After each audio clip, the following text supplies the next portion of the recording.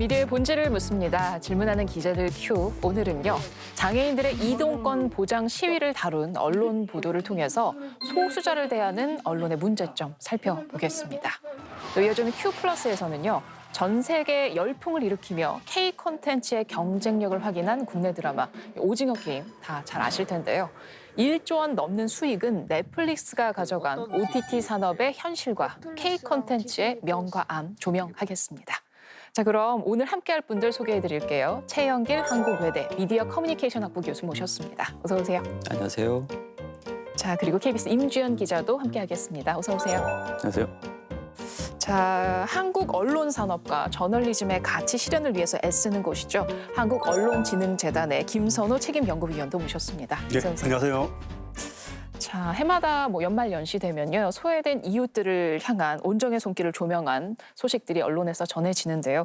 그런 걸 볼 때마다 언론의 관심이 평소에도 좀 지속될 수는 없는 건가 그런 생각이 드네요. 연구위원님.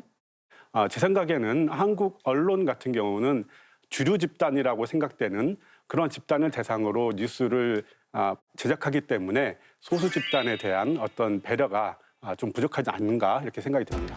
네, 알겠습니다. 자, 그럼 이렇게 세 분과 함께 본격적인 비평 시작하겠습니다.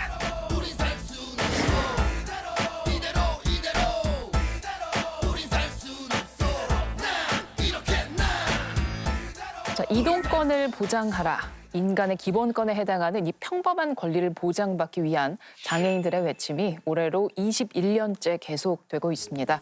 지난해 12월 31일 교통약자법 개정안이 국회 본회의를 통과했지만 새해에도 장애인 단체의 이동권 투쟁은 멈추지 않았는데요. 언론은 이들이 혹한해도 거리로 나설 수밖에 없던 이유보다 시민들의 불편을 더 강조하거나 외면하는 그런 모습이었습니다. 자, 먼저 임주연 기자가 취재했습니다.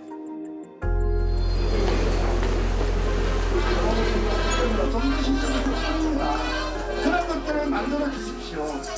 이동하고 교육받고. 네, 이곳은 해화역 전철역입니다. 평일 아침 출근 시간대인데요. 장애인 단체 회원들이 장애인 이동권 쟁취를 위한 선전전을 벌이고 있습니다.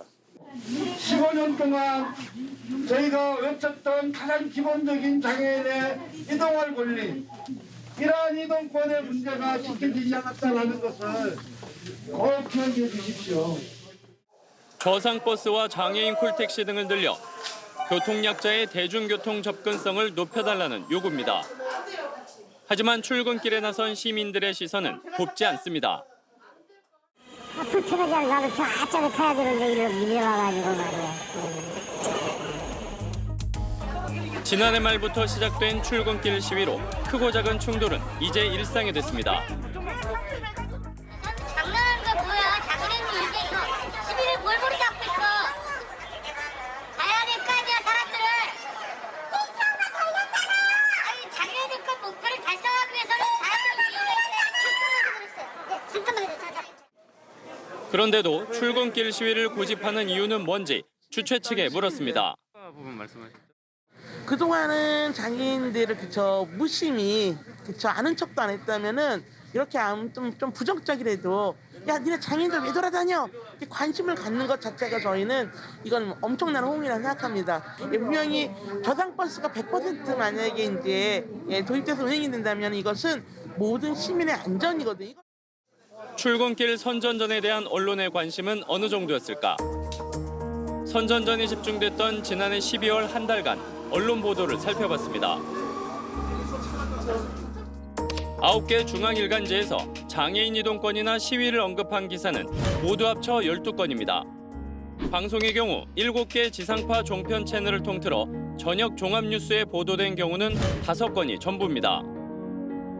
선전전의 핵심은 장애인 이동권을 보장해달라는 것으로 올해로 21년째 진행 중인 사안입니다. 조금씩 개선되고는 있지만 그 속도는 더딥니다. 저상버스와 장애인 콜택시 보급은 아직 정부 목표치에 미치지 못합니다. 특히 지역 간 편차가 커 대중교통 이용 자체가 어려운 곳이 많습니다. 장애인 교통 편의를 확대하는 교통약자법 개정안이 지난해 말 우여곡절 끝에 통과됐지만 예산 보장 내용 등이 빠져 실효성 논란이 불거졌습니다. 이 때문에 장애인 단체에서는 자칫 무용지물이 될 수 있다는 점을 지적하고 있습니다. 언론은 이런 전후 맥락을 얼마나 보도하고 있을까? 9개 중앙일간지가 보도한 12건 가운데 맥락 설명이 포함된 기사는 7건에 불과합니다. 7개 지상파 종편 채널 기사 5건에도 맥락은 담겼습니다. 하지만 인터넷에선 시민 불편을 부각한 보도가 더 많았습니다. 같은 기간 네이버 제휴 900여 개 언론사를 대상으로 조사한 결과 85개 매체 320건의 기사 중 과반수 이상이 별다른 설명 없이 장애인 단체의 시위로 출근길 불편이 빚어졌다는 점을 강조했습니다. 기사를 본 누리꾼 반응은 미묘하게 갈렸습니다. 시민 불편을 강조한 기사에는 비판 댓글로 도배됐지만 짧게라도 배경을 설명한 기사에는 일부 이해된다는 의견이 담겨 대비됐습니다. 그렇다면 출근길 시위가 없었던 때 언론은 장애인 이동권 문제에 대해 얼마나 관심을 가졌을까? 장애인 단체가 지난해 내내 목소리를 냈음에도 대다수 언론은 눈길을 끄는 사안이 발생했을 때만 반짝 관심을 보인 것으로 나타났습니다. 사회적 약자에 대한 보도가 이벤트성으로만 다뤄질 경우 자칫 사회적 갈등을 유발할 수 있다는 지적이 나옵니다. 아예 보도하지 않는 것도 나쁜 보도에 속하지만 보도를 했는데 본질을 보도하지 않아서 오히려 장애인들에 대한 오해를 더 높이고 이 사회 갈등을 조장하거나 초래하게 되면은 사실은 이게 더 나쁜 보도가 될 수 있다라는 생각이고요. 어떻게 보도하느냐가 더 본질적으로 우리 언론인들이 좀 고민해야 될 지점이다. 네, 언론의 보도가요, 이 장애인들의 시위 자체, 그 본질에 주목하기보다 그로 인해 시민들이 출근길에 어떻게 불편을 겪었는지 이 부분에 더 주목을 하다 보니까 정작 시민들은 장애인들이 왜 투쟁에 나섰는지 이 부분을 잘 모르시는 분들도 많을 것 같습니다. 그래서 본격적인 이야기를 시작하기 전에 장애인들이 왜 이동권 투쟁을 시작하게 됐는지부터 좀 짚어보고 가죠. 네, 그 장애인 이동권 보장 시위는 지난 2001년 그 오이도역에서 장애인 리프트를 타고 가다가 추락해서 그 탑승해 계신 그 장애인 노부부 중에 한 분이 돌아가시는 사건이 발생했거든요. 그러니까 당시에 굉장히 크게 이슈가 됐었던 사건인데 네. 이후에도 리프트 사망 사고가 좀 계속 이어졌어요. 그래서 2005년에 교통약자법이 제정이 됐습니다. 그러니까 이후 저상버스나 지하철 엘리베이터 같은 그 교통약자들을 위한 그 시설과 수단들이 이제 계속 확충이 돼가고 있는데 네. 이게 결국 장애인들의 희생과 투쟁을 통해서 어떤 비장애인도 이용한 그런 시설들이 도입되고 있는 거거든요. 근데 그럼에도 방금 보셨다시피 아직 그 여러모로 미진한 상황이 있다 보니 좀 어려움이 있고요. 또 수치상으로 나오는 보급률과 달리 그 실제 장애인들이 느끼는 현실의 간극이 크거든요. 네. 예를 들어서 뭐 장애인 콜택시를 예약하려면 뭐 1시간 정도 뭐 이상씩 대기해야 한다라거나 서울시 지하철역 전체 중에 아직까지도 그 엘리베이터 설치가 돼 있지 않은 곳이 22곳이 되는데 그래서 우여곡절 끝에 그런 부분을 보완할 수 있는 개정안이 지난해 말에 통과됐지만 그 저상버스 의무 도입 대상에서 뭐 시외 고속버스들이 제외가 된다거나 네. 또 관련 예산을 의무 지원하는 내용 등이 빠지면서 이거 알맹이가 빠졌다라면서 이제 그 투쟁을 계속 하고 있는 상황입니다. 네. 아까 자료화면에서 나왔는데 일반 시민들이 장애인들에게 고함을 치는 모습이 나왔지 않습니까? 네. 그러니까 이제 이런 뉴스가 나가면은 시민과 장애인 간의 대결 구도가 형성이 됩니다. 이것은 이제 맥락이 빠진 보도의 결과라고 이제 볼 수가 있는 것 같아요. 사실은 장애인 이동 투쟁은 지난 1년 내내 이루어져 왔습니다. 길게는 이제 20년 이상 이루어져 왔지만요. 근데 지난 5월 달에 장애인 단체에서 사진전 그리고 각종 행사들을 이제 준비를 하고 했었습니다. 여기에 대한 취재 요청을 했었고요. 근데 실제 보도가 나간 경우는 거의 없어요. 이제 그러한 어떠한 문화적인 어떤 행사, 어떤 선전전을 하더라도 보도를 하지 않던 언론들이 이러한 과격한 시위, 좀 더 격한 시위가 나가면 보도를 합니다. 시민들이 이러한 어떤 투쟁에 대해서 잘못된 태도를 보이는 것, 네. 이러한 것들도 언론들이 많이 책임이 있다 이렇게 좀 보아집니다. 네. 그리고 또 이번 시위를 언론에서 다루면서 뭐 지면이나 아니면 방송사의 메인 뉴스에서는 이 얘기를 아예 다루지를 않거나 아니면 조금 소극적으로 보도를 했는데 그러면서 또 온라인 기사에서는 시민들의 불편을 강조한 기사들이 많이 나왔단 말이죠. 이런 건 어떻게 보세요? 이런 어떤 그 장애인 시위와 같은 미디어 이벤트에 대해서 지면이나 방송 뉴스에서 다루지 않았다라는 거는 그만큼 언론사들이 이 장애인의 문제를 주요한 의제로 인식하지 않고 있다라는 것을 이제 증명하는 것이고요. 다른 한편으로 온라인 뉴스는 지면이나 방송과 달리 분량의 제한이 없습니다. 자유롭게 다룰 수가 있는데 또 다른 한편으로 온라인 뉴스 환경에서는 너무나 많은 컨텐츠들이 서로 경쟁을 하다 보니까 서로 시선 경쟁을 많이 벌이게 됩니다. 시선 경쟁을 많이 벌이다 보면 좀 더 선정적이고 자극적이고 그다음에 갈등 지향적인 그러한 내용들이 사람들의 주목을 더 많이 받을 수 있기 때문에 그런 장면들을 강조해서 내보내고 있지 않은가. 네, 그 또 주목해야 될 부분이 바로 그런 기사들을 보면 그 시위 주최자인 장애인 단체의 의견은 좀 배제가 돼 있고 그 서울교통공사 측의 입장만 전달하는 기사들이 많았었거든요.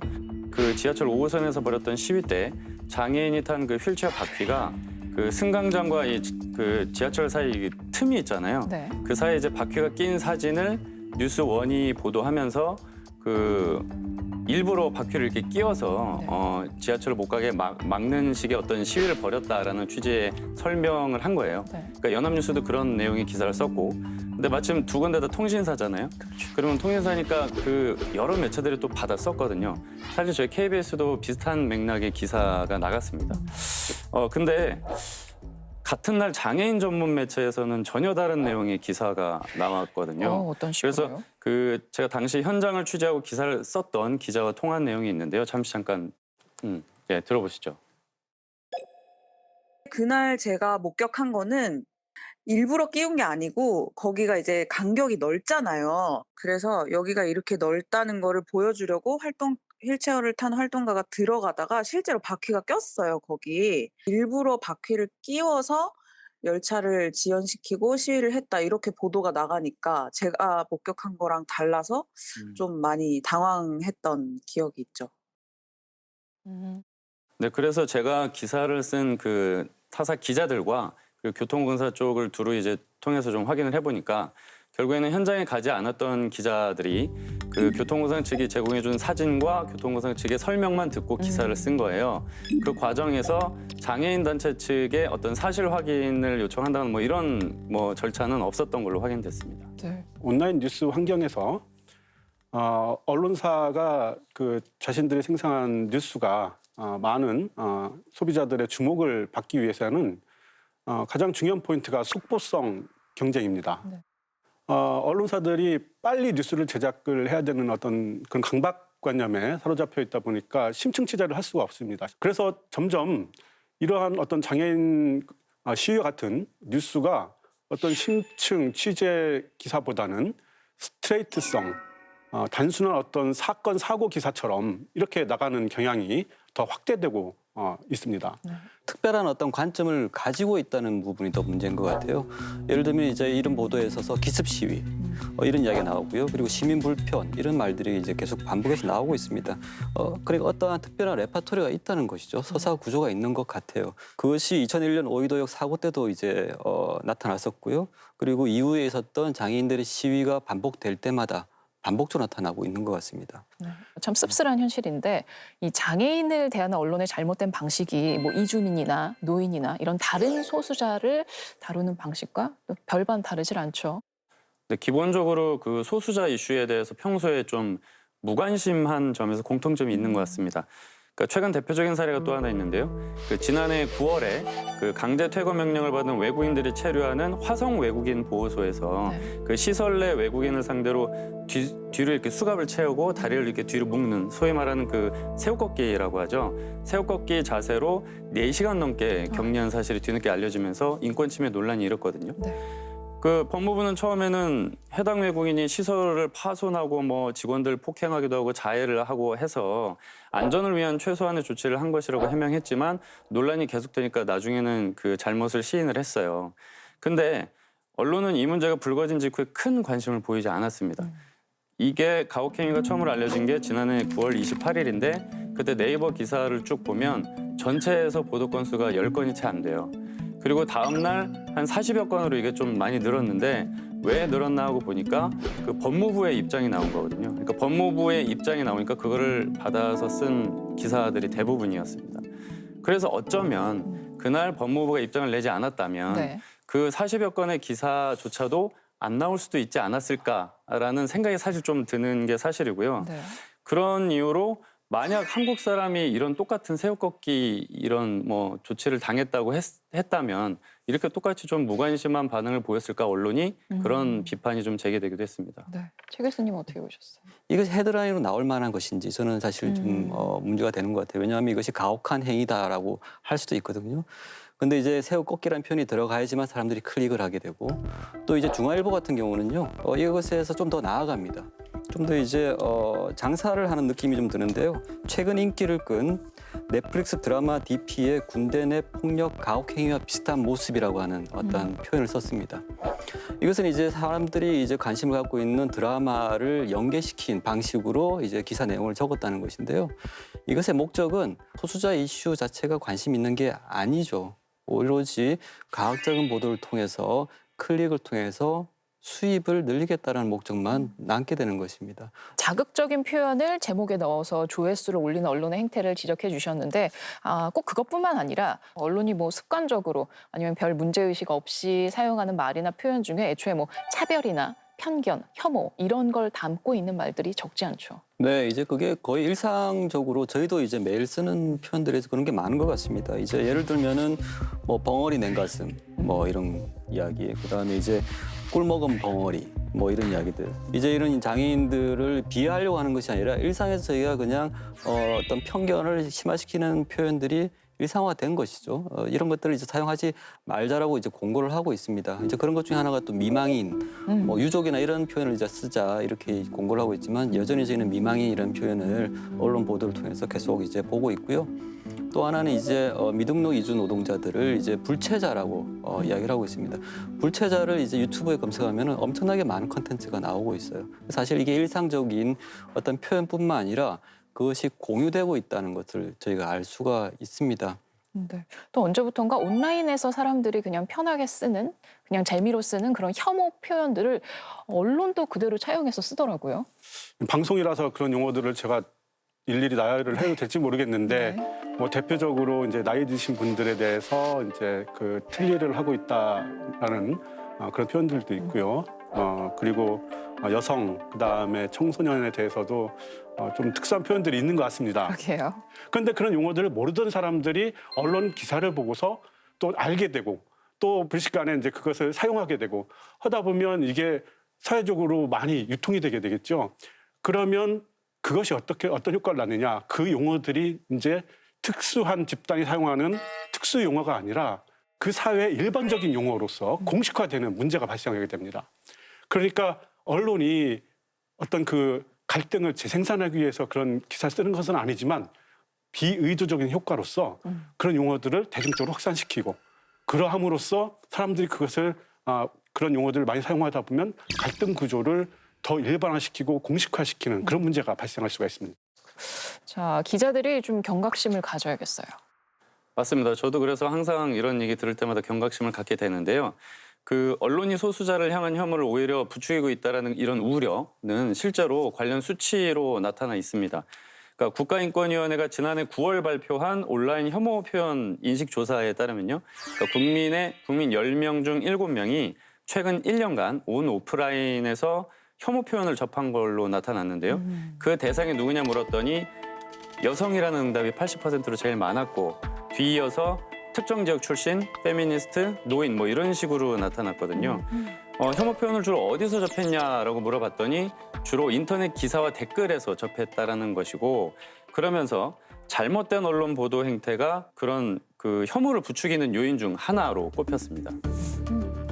네, 지난 2018년에 미투 운동을 겪으면서 뭐 성평등을 비롯해서 사회적 약자들이 차별받지 않는 사회를 만들어가는 게 우리에게 중요한 화두로 떠올랐는데요.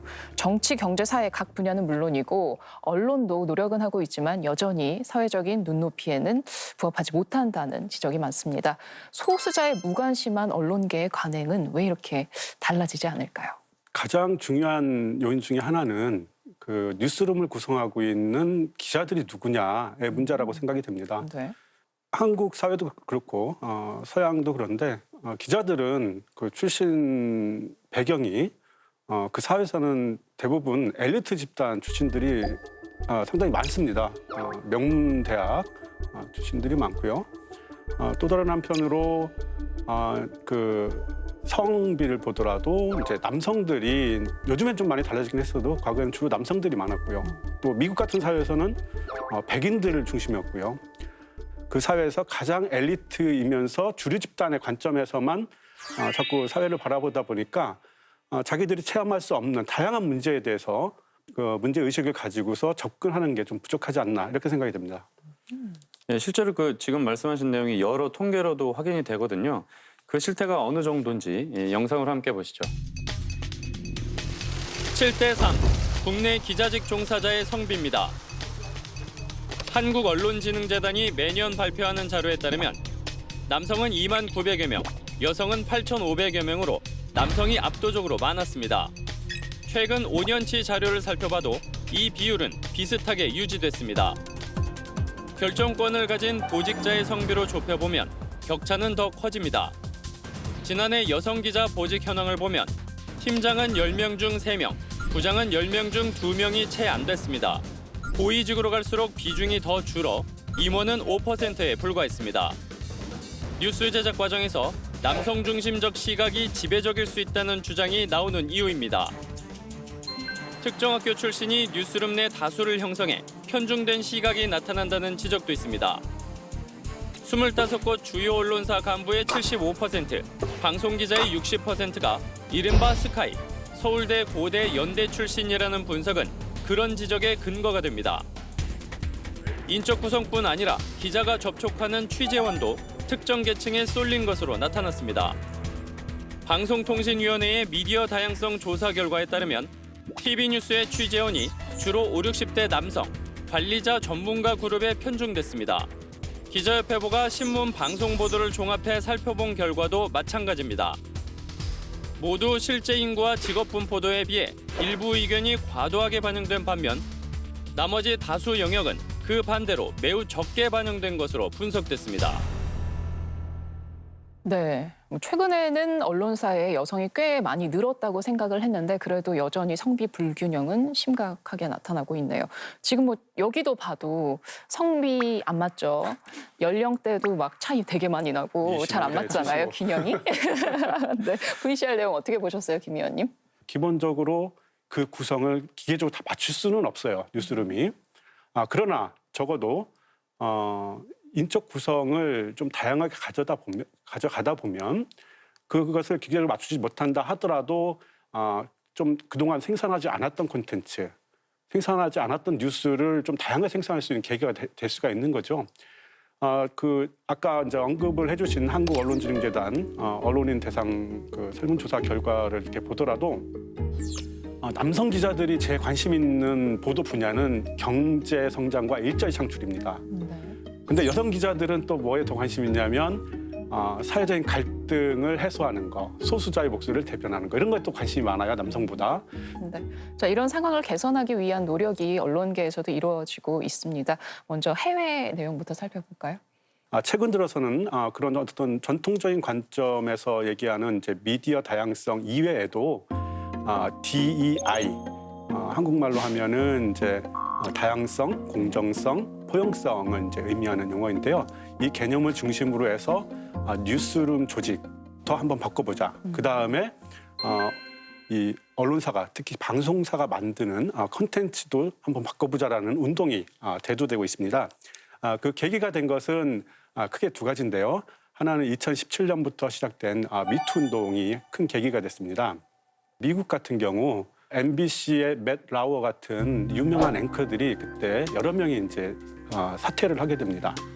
그래서 언론계 내부에도 어떤 미투 운동이 있었다라는 이제 그 자성도 대두가 됐고, 또 다른 한편으로 어떤 미투와 같은 어떤 그 성폭력 문제를 왜 언론이 그동안 비중 있게 다루지 못했는가. 또 다른 한편으로는 2020년에 미네소타에서 경찰의 이제 폭력적인 어떤 그 체포 과정에서 이제 그 조지 플로이드라는 그 흑인 청년이 이제 죽었잖아요. 그때 당시에 이제 언론이 그것을 이제 보도를 했는데 보도 내용을 보니까 그런 어떤 인종 간의 폭력 문제 이것의 어떤 그 구조적인 부분을 다루기보다는 이 시위자들이 특히 흑인들이 식료품전을 약탈했다, 방화했다 이 사건만 주로 집중해서 보도하다 보니까 어떤 그 문제의 어떤 구조적인 문제는 밝히지 못하고 있다라는 이제 또 자성이 대두가 됩니다. 이런 문제들에 대해서 언론이 뭔가 좀 그 사회 갈등 완화를 위해서 좀 나서지 않는다면 사회가 이제 극단적인 대립 속에서 갈등과 대립 속에서 어떤 분열되는 그런 상황까지 치달을 수 있다는 문제 의식 속에서 그 뉴욕 타임스 그다음에 이제 BBC 같은 이제 언론사들이 DEI 운동을 최근에 이제 펼치고 있다라고 얘기를 드릴 수가 있겠습니다. 네. 네, 미국 뉴욕 타임스 지금 말씀하셨는데 그 2017년부터 뉴스룸 DEI 중장기 계획을 세워서 추진하면서 매년 다양성 보고서를 발간하는데요. 그 결과 여성 직원과 고위급 여성 직원의 비율이 2015년에 40%대였던 게 2020년에 50%대로 올라갔고요. 그 유색인종 비율도 27%에서 33%로 늘었습니다. 또 영국 BBC는 그 콘텐츠에 출연하는 인물의 성비를 맞추는 이른바 50대 50 프로젝트를 진행을 하고 있는데 여성 진행자를 늘린다거나 그리고 또 전문가 인터뷰를 하더라도 여성 전문가 인터뷰를 좀 많이 의도적으로 늘려서 그런 식의 방법을 통해서 대다수 프로그램에서 여성 50% 목표를 달성해가고 있거든요. BBC는 앞으로 이제 성별에 더해서 인종, 장애인 비율도 높여서 실제 영국의 그 인구 비례, 분포에 비슷한 조직을 만들겠다라는 빅픽처를 가지고 있는 거예요. 그래서 이런 거에 대한 공감대가 좀 형성이 되면서 50대 50 프로젝트가 26개국 120개 언론사로도 지금 확산이 된 상태고요. 그럼 이에 대한 시청자, 수용자의 반응은 어떤가요? BBC 50대 50 프로젝트는 실제 성과를 나타내고 있는 것 같습니다. 수용자들의 대부분이 실제 여성들의 어떤 보이스가 더 커졌다. 그리고 이제 가시성이 커졌다라고 응답을 했고요. 특히 이제 젊은 층 같은 경우는 그로 인해서 이제 BBC를 좀 더 시청하게 되었고 어떤 이슈에 대해서 호감을 가게 되었다라고 이야기를 했습니다. 사실 국내 언론계에서도 콘텐츠 다양성을 높이고 소통을 높이는 그런 활동들이 좀 없는 건 아니에요. 국내 언론사 중에 처음으로 좀 나름대로 선도적으로 하고 있다는 평가를 받고 있는 그 젠더 데스크와 소통 데스크를 운영하고 있는 한겨레 신문 기자들을 만나서 그 어떤 성과가 있고 어떤 현실적인 어려움이 있는지 이야기를 들어봤거든요. 예, 함께 보시죠. 한겨레 신문이 운영하는 젠더 데스크와 소통 데스크는 뉴스룸 내 다양성과 소통을 늘리는 의미 있는 시도로 평가받습니다. 이들 스스로도 나름의 성과가 있다고 자평합니다. 성인지 감수성, 인권 감수성이 예전보다 많이 높아졌다고 생각을 해요. 특히나 이제 젊은 기자들에게 답답한 부분이나 의견이 잘 안 받아들여지는 부분들을 좀 최대한 이제 좀 말할 수 있는 창구 역할이라고 보시면 될 것 같아요. 하지만 다른 일을 병행하다 보니 현실적인 한계도 있습니다. 제가 모니터링이 주요한 부분이긴 하지만 역시 이제 저는 또 현업 다른 컨텐츠를 생산하는 것도 같이 하고 있거든요. 그럴 때는 이제 저희가 거르지 못하는 것들이 생기는 거죠. 그래서 더 지탄을 받기도 하고 오히려. 다양한 의견을 수렴하는 과정도 쉽지 않습니다. 그럼에도 뉴스룸 구성원이 더 다양해야 뉴스가 다채로워질 수 있다고 말합니다. 뉴스룸 구성원들이 다양한 게 일단 제일 중요한 것 같아요. 이제 기자의 친구가 누구고, 기자가 주로 만나는 사람이 누구고, 기자가 주로 생활하는 공간이 어디냐가 사실은 보도에 많은 영향을 미칠 수밖에 의식적으로 미칠 수밖에 없거든요. 그래서 이런 노력들이 이어지려면 무엇이 필요할까? 지속 가능성을 위해서 제일 저는 중요한 거는 고위직의 의사, 그 방향, 의지가 제일 좀 중요하다고 생각을 하긴 해요. 그러니까는 이제 구성원들이 그만큼 요구를 해야 되는 부분이기도 하고 또 하나는 더 중요한 거는 저는 외부의 어떤 그런 자극도 되게 중요하다고 생각을 해요. 꾸준히 이제 내 외부에서 같이 동시에 존재해야지 지속이 될 수 있다라고 저는 생각을 합니다. 네, 국내 언론사 중 최초로 젠더와 소통 데스크를 운영하고 있는 한겨레의 상황을 좀 들어봤는데요. 다른 언론사들은 또 어떻던가요? 마찬가지로 현실적인 어려움을 토로하는 목소리들이 있었어요. 그러니까 뉴스룸 내의 젠더 감수성 있는 소통을 강화하기 위해서 일부러 차장급 좀 나름대로 상대적으로 젊은 기자에게 데스크 임명을 했더니 네.